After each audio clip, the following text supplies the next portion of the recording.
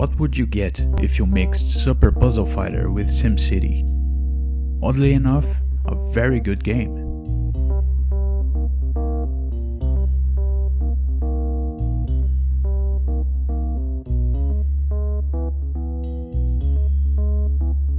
Landmaker was released for the arcades in 1998. It was then ported to the PlayStation in 1999 with additional game modes that made it go from being a good game to being a great game. It is known as Landmaker in Japan and Europe and as Builder's Block in the US.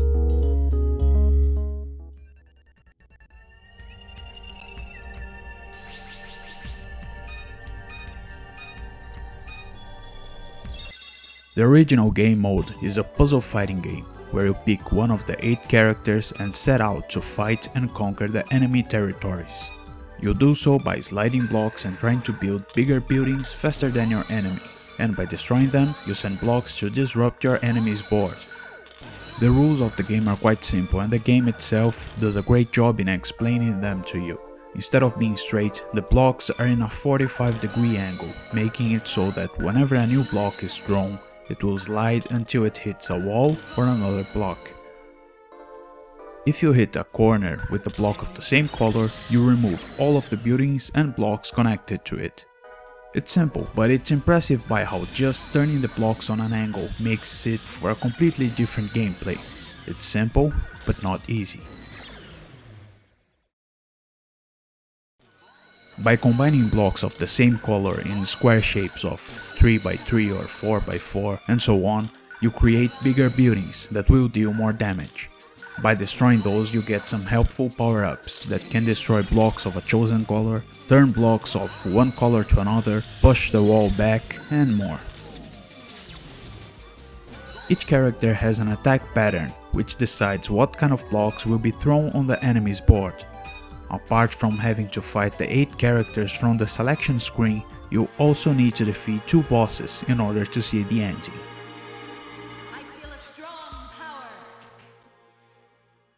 Now this is where things get interesting. On the PlayStation version there are 2 other game modes, Battle and Puzzle.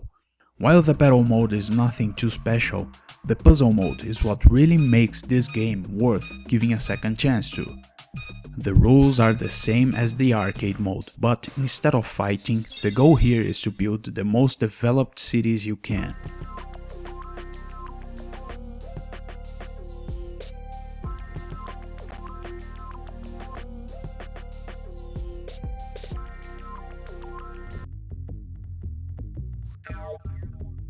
There is no time limit, so there's no need to rush in this mode. Instead, you have different building sizes you need to achieve in order to complete the stage.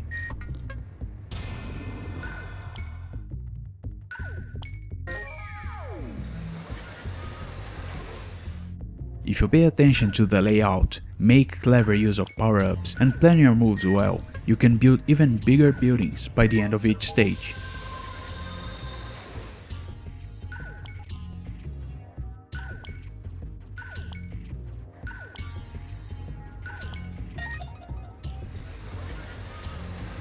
Then you just hit that trophy on the side and move on to the next one.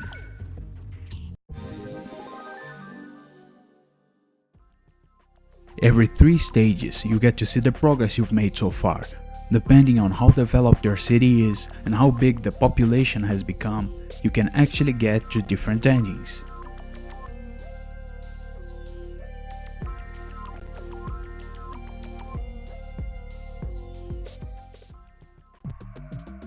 There are a total of 12 stages, each with unique settings and completely different buildings and difficulty levels, and that gives the game a nice challenge without making you look at the same buildings, the same colors and the same blocks all the time. It actually makes you interested in seeing how big the cities can become and how will they look when fully developed. Whether you enjoy fast-paced puzzle battles or a peaceful city building mode, this game brings an interesting concept and a nice gameplay to the genre. Even if you're not into puzzle games, at least give the city building mode a try. You won't regret it.